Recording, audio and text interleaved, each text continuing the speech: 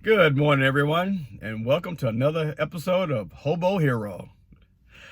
Well, let me start off by saying I want to rant a little bit, but I'm not. I'm just going to point out some issues I have that's reoccurring and not being resolved, and the whole lifestyle.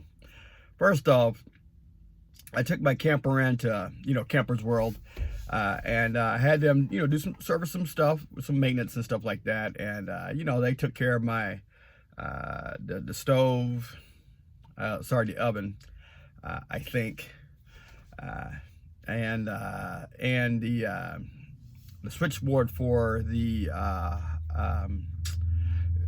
electrical system that was, I guess it wasn't working, but I guess while he got it to work, by using, by attaching to whatever the main or whatever he did. I'm not too sure. I'm not an electrician, so I can't even tell you what he did. But I can tell you what he didn't do. He did not plug back in something, or he rewired something wrong where my outlets don't work any longer. So I bring it in to fix one problem, and, they create another problem. That's not the issue for me. You fix something, you break something, or you mess something up, or you leave something undone. That's not an issue for me. The issue is when I try to call you to remedy the situation and no response.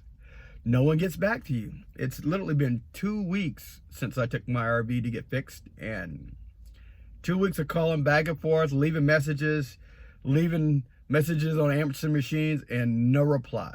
Ghost silent. So it's literally, taking somebody on a date, text them back, and no reply after the date's over. Anyway, so that's my little rant. But, RV life, that's what it is. Sometimes I have to expect, calamity. That's why, I tuck away enough money where if something happens, boom. Or, you spend the money on the Good Sam insurance where they would cover the cost for those repairs. We'll see, but, as I say, it is what it is. And I know a lot of people don't like hearing that term because it can suck, when shit's got going your way and you want it to go a certain way and somebody say, well, it is what it is. And then you want to reach out and choke them. But, like I said, I took this lifestyle because, I going through a divorce and, had to, find a way to, I wanted to travel the world. I wanted to do the things I wanted to do when I was younger, when I was in my 20s. I didn't have the money to do. And then once I got married and settled down with kids, that was sort of over because, trying to transport a family of 4 or 5 across, different parts of the country or different parts of the world, it can be expensive. Now, since I'm on my own and I'm single for the most part, and I have no obligations to anybody besides my kids, I set this lifestyle up so where, I got to live the bare minimum lifestyle, but, I can tuck it away enough money where when it's time for me to take my once a year mental vacation, I can go off to anywhere I would like to go, whether it's Mexico or,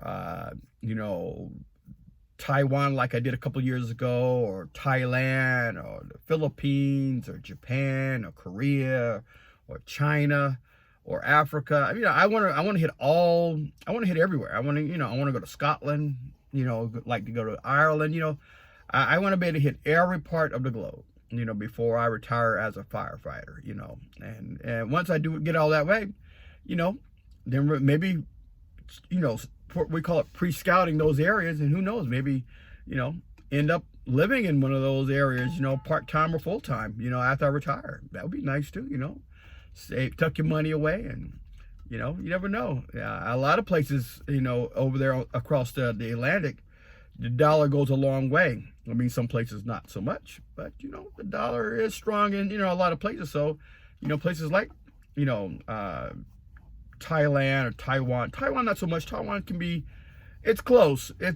You still it's still cheaper than living here, but it's not as cheap as we would like. It's not cheap like Thailand or the Philippines or some parts of Africa, Ghana, where I want to go. So, you always have your options. But yeah, but unfortunately with the COVID-19 lockdown, all those places are like off limits. And even if a place like Mexico where it's wide open, you go there, but you got to come back. You got to, show them that you don't have the COVID-19 and the COVID-19 rate's so high there that, you may get it, you may not get it. And the worst thing it is, like, I've been vaccinated since I'm, a first responder for the most part. So they took care of all the frontline workers, but, it doesn't mean that you cannot get it. It just means that you will survive it. And the worst thing you want to do is try to get back into the country and you test positive, pop positive for COVID-19. And then you got to hang out and wait until you don't test positive. And that could be a week, it could be 2 weeks. And then, once you get back, test positive for COVID-19, then, you're going to quarantine. You got to hang out. So that means that's not only are you spending money, now you're losing money because, you could take sick leave and we call it pandemic leave or whatever like that. So it'll cover the cost. But maybe some places, people, they don't have that, in their contract. They don't have those certain things. I'm civil service, so there's a lot of, leadway for us. But maybe some people, they can't do that, And, I had delusions of grandeur, like, going out back to Southeast Asia and stuff, think it was going to be open by now, but it's not. And if you do go, it's 14 days of, or, 10, it's usually between 10 to 14 days, 14 nights and 15 days quarantine. And no one's going to blow a vacation quarantining. You're gonna lock yourself up, self-exiled for real. I can do that here for free. I don't need to go to another country and lock myself into a hotel room. I got better. I could, if I want to throw my money away, I definitely could throw my money away in worse situations. But I think what's going to happen is I'm going to take the time and just travel the country. Start off from Massachusetts, where I'm at, and I'm gonna head as far as I can go. Probably most likely I'll end up in Miami, but I got family along the way in New York and Virginia and Carolinas, and I may just go down there and stop in and pay my visit. Tip my hat to them, let them know I'm still breathing. Check in on them and stuff like that. See the country folks. That's not a bad deal too. And like I said, I've literally got more than enough time to burn, and I have to burn it before July. If not, you lose that time, because you're only allotted 2 weeks on the books. So anything over 2 weeks, you lose it. And I'm well over the 2 weeks, so there's no point in giving it back if you don't have to. I earned it. I worked the whole year without vacation, without anything. So, it's time for me to take a little mental vacation. That's the reason why I'm doing this. It's like, you pick your struggles. This is my struggle. I choose this struggle. I choose to live in a simple, bare minimum lifestyle as a full-time RVer. Now, I gotta, say that I'm not full-time like a lot of people. A lot of people, this is 24/7, 7 days a week. For me, I work at the fire station, so my shifts are 24s, and then you can pick up overtime, and which I do. So I probably spend half the time at the station. You could pick up 324s. That's 72 hours. That's half the week. The other 4 or 5 days, you may be in it or you may not be. And even then, I got other things I do. I do a lot of exercise, activities. So in the morning I have a hobby. So my hobbies in the morning, I try to do a little, wrestling or Brazilian jiu-jitsu over at the town of Weymouth, and, great place there. And I like training there with those guys and stuff, and then, I take a little break. And then at nighttime, around 6, I go and I teach boxing, a little jiu-jitsu myself, and, a little kickbox. And, after that, I'm finished my night off. I go back to the gym, head over to, Anytime Fitness and, you know, bang out an hour, and then I'm ready for bed, and that's how I killed my day. So I'm not really in the RV that much, because I know that if I'm in here all the time, sometimes you just get in that sunken place, or you're isolating yourself, and you can't, you don't want to be around, we're social creatures. I'm a social creature. I like being around people. I like being around people until I'm not want to be around you.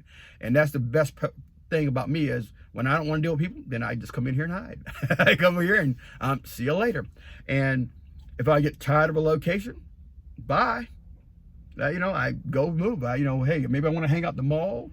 Right now I'm hanging out here at the school waiting for my kids to come be dropped off by my ex. So, I mean, wherever I go, I'm home. Once I'm off duty, I got that freedom. I got that luxury of like changing my surroundings, being scenic. Go visiting friends and having a good time. And if I decide I want to drink a little bit, yeah, sure, why not? Because I know I can just take my RV, get in it, crash. Most likely I could stay in his driveway and crash until I recovered enough where if I feel like I want to move in. If not, park across the street or find the nearest store or supermarket and crash into the lot for the night. A lot of the techniques. Some places are a little bit more, and you always get some concerned citizens that see a strange vehicle in the neighborhood and they want to call the cops on you or whatever. But I try to avoid those areas. I know I can sort of get the vibe of where you can park. You sort of get the feel, the flavor. Hey, I could park here, no one's gonna care. Whereas, some neighborhoods you go there and you go, and in some neighborhoods you probably don't want to park in because it gets busy. Strange people always walk around your camper and you're like, oh, what the hell's going on? Why are we like, I'm in the middle of nowhere. Why are you beside me? I'll be in a parking lot. And probably a couple of you guys can attest to this. I'll be in a parking lot all by myself, and swear to God, in the middle of the night, I'll have cars just parked up beside me, like the whole parking lot, and they'll, parked up beside me, camped out, hide behind me. I'm like, what are we doing? I mean, why are we here? Why are you behind me? Go hide over there, on the other side of the anyway. I think that's basically what it is, man. I'm just waiting to get on the road and get on, I think, like I said, I got my other car. I have a Honda Pilot, an 04 Pilot. I still drive around, when I need to get from point A to point B. Because I thought about taking the camper along, but, I did this a couple times. I took the camper into New York City, man, and even in Boston. And it can get a little hairy because you don't realize that if you get in an accident with your camper and it gets really bad, that's it. You're homeless. I got all my stuff in here, and I got to find a place to put it. I get storage, and being in a lot in a junkyard, shit can get lost. And I'm not interested in losing any of my valuables and my belongings. I kept it here because I'm sentimental. I like sentimental stuff, so that's how I am. And that is the way it is. But hopefully, like I said, I'm shooting for like, maybe May, June, but it's got to be done by July. I got to burn it all by July. So June's got to be the latest. I can, take off and burn that time and then be back, hopefully for the summer, where a lot of guys start goofing off and they want to get on their boats and start, banging out of work. And that's where I make my money. Anyway, I hope everybody have a good day. Actually, I forgot, today is Easter. So happy Easter, everyone. I hope you're having fun on your Easter, and I hope you're doing, good things with the family or by yourself or whatever you're doing. Hopefully, like I said, the kids should be showing up sometime soon, and, we'll figure out what we're going to do for today. Anyway, have a good day, everyone. Bless you all. Talk to you soon. Goodbye.